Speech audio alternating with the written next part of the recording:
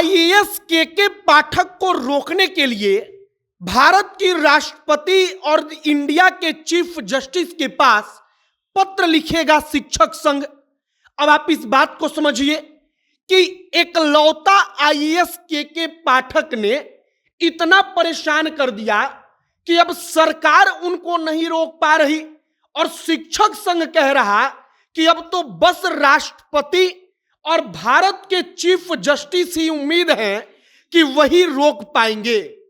अब आईएएस के पाठक के विरोध में राष्ट्रपति और सीजेआई मतलब कि चीफ जस्टिस ऑफ इंडिया के पास पत्र क्यों लिख रहा शिक्षक संघ? तो के पाठक ने संघ के मान्यता को अमान्य करार दे दिया। अब संघ कहता है कि यह मौलिक अधिकार का हनन है, क्योंकि अब तक तो कोई पत्राचार होता था तो संघ सरकार से करता था, सरकार संघ से बातचीत करती थी, मतलब कि संघ सरकार और सरकार संघ को मानते थे। लेकिन अब एक आईएएस ने यह सब कुछ बदल दिया। आगे आपको हम सब कुछ बताएंगे कि शिक्षक संघ क्या कुछ कह रहा है, आईएएस के पाठक को रोकने के लिए क्यों राष्ट्रपति की जरूरत पड़ गई। आगे बातचीत करने से पहले हमारा परिचय। अब नमस्कार, मेरा नाम है मोहित कुमार सिंह और आप जनता जंक्शन देख रहे हैं। सबसे पहले समझिए कि के पाठक के खिलाफ संघ क्यों उतर गया। तो के पाठक ने संघ को लेकर आदेश दे दिया कि अगर कोई संघ का नेता बनेगा, अगर कोई संघ को ज्वाइन करेगा तो उन लोगों पर कार्रवाई होगी। मतलब कि शिक्षक संघ को अमान्य करार दे दिया। अब शिक्षक संघ को आप समझिए, जो शिक्षक संघ है वो कहता है कि साल 1949 से हमारा संगठन है जो रजिस्टर्ड है और इसके बाद सरकार से पत्राचार होता है और संघ को मान्यता भी सरकारें देती हैं, वैसा ही शिक्षक संघ है। लेकिन के पाठक आकर संघ के मान्यता को अस्वीकार कर देते हैं। अब के पाठक ऐसा करते क्यों हैं?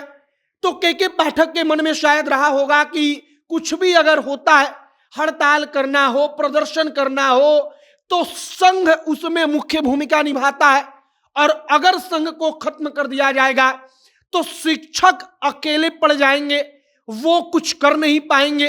और अब शिक्षक संघ कह रहा है कि के पाठक जो आदेश दे रहे हैं, जो काम कर रहे हैं, वो व्यवहारिक नहीं है। अब आप इस बात को समझिए कि क्यों व्यवहारिक नहीं है। तो संघ सवाल पूछता है, कहता है कि क्या पहली में पढ़ने वाला लड़का जितना घंटा पढ़ेगा उतना ही घंटा 12वीं का लड़का भी पढ़ेगा। संघ कहता है कि पहले विद्यालयों के टाइम टेबल को छोटे बच्चों के लिए अलग और बड़े बच्चों के लिए अलग अलग तय किया जाता था। अब के पाठक ने एक ही टाइम टेबल तय कर दिया है जो कि व्यवहारिक नहीं है। संघ का कहना भी ठीक है कि पहली कक्षा में पढ़ने वाला बच्चा 12वीं का बच्चा जितना पढ़ेगा, जितना देर विद्यालय में रहेगा, उतना देर कैसे रह सकता है। मतलब कि पहली दूसरी कक्षा का बच्चा 12वीं में पढ़ने वाले लड़के से कम समय के लिए विद्यालय में आता है और अब तक ऐसा होता आया है। फिलहाल संघ के मान्यता को अस्वीकार कर देना। दूसरी बात, विद्यालयों में नया टाइम टेबल लेकर आना कि कब तक विद्यालय चलेगा, कैसे चलेगा, इन तमाम चीजों में के पाठक की भूमिका को लेकर अब शिक्षक संघ राष्ट्रपति और भारत के चीफ जस्टिस को पत्र लिखकर कहेगा कि के पाठक को रोकिए, क्योंकि ये तो मौलिक अधिकारों का हनन है। फिलहाल के पाठक ने जो तमाम फैसले लिए हैं, इस पर आपकी क्या राय है कमेंट बॉक्स में लिखकर बताइएगा। तमाम खबरों के लिए हमारे साथ बने रहिएगा। कैमरे से विशाल खड़े हैं और मैं मोहित कुमार सिंह। बहुत बहुत धन्यवाद।